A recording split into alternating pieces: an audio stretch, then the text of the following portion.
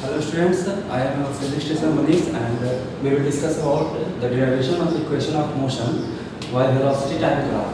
So we take a velocity time graph there. This is the velocity time graph. Velocity along y-axis and time along x-axis. This is the initial velocity u and suppose this is the final velocity v and the time to attain this velocity is time t.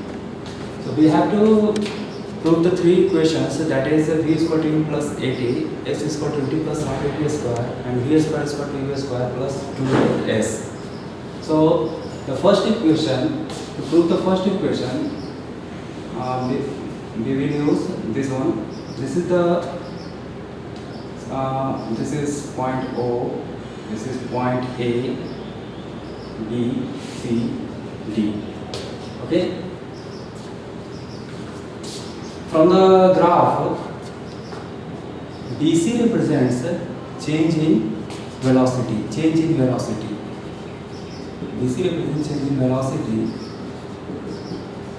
and AC equal to OD. It represents time to change.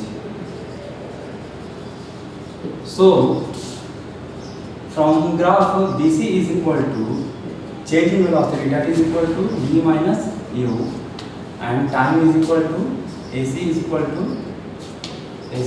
equal to t, and acceleration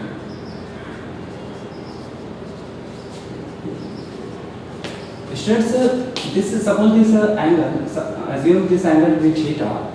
So the slope of the graph represents in velocity time graph. Slope of the graph represents the acceleration. So this is equal to tan theta, and it is mathematically written as perpendicular by base, that is equal to BC by base is equal to AC, that is equal to v minus u divided by t. So acceleration is equal to v minus u divided by t, and at is equal to v minus u, and the first equation is proved, v is equal to u plus at. So this is the first equation of the motion that is being proved using this graph. Now students, suppose we have to prove the other two equations. So it is being done in the simpler steps. The area enclosed by the velocity time graph represents the displacement. S is equal to area of trapezium OABD, that is equal to half into sum of parallel sides. OA and BD are the parallel sides. OA plus BD into distance between them. Distance between them means that is equal to OD. This is the distance between them, and these are the parallel sides.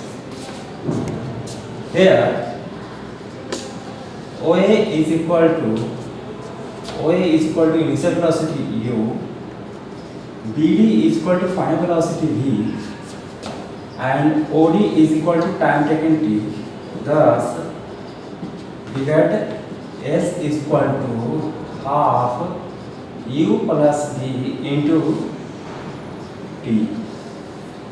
Now see, this is a very important result.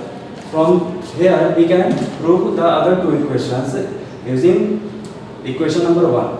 Suppose we are substituting the final velocity v. Substitute v is equal to u plus at. Suppose you substitute this, you will get this answer. S is equal to half u plus at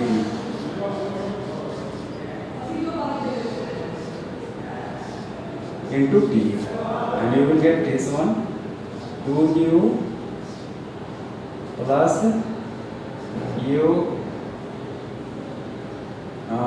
2u plus at, that is equal to into t, ut plus half at square. So this is the second equation of motion that is being proved. Now if you substitute this one, substitute in equation A. This is equation A. Substitute, you substitute T is equal to V minus U divided by A. You get S is equal to half U plus V into V minus U divided by A. These two and this one A go to the left side. By the cross multiplication you get V plus U, V minus U, and the equation becomes V square minus U square.